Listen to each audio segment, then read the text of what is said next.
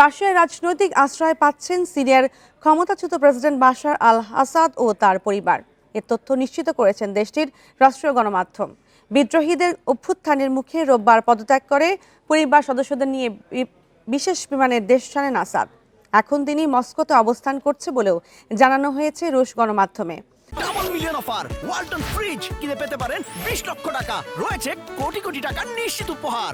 আসাদ সরকারের পতনের পর সিরিয়ায় রাশিয়ার সামরিক ঘাঁটিগুলো সর্বোচ্চ সতর্কতায় রাখা হয়েছে। এদিকে রাশিয়ার আহ্বানে সিরিয়া পরিস্থিতি নিয়ে আলোচনা করতে আজ জরুরি বৈঠকে বসছেন জাতিসংঘের নিরাপত্তা পরিষদের সদস্যরা। এদিকে সিরিয়ায় জনগণের ওপর দমন পীড়ন চালানোর দায়ে আসাদ সরকারকে আন্তর্জাতিক বিচার আদালতের মুখোমুখি করা হবে বলে জানিয়েছে কানাডা।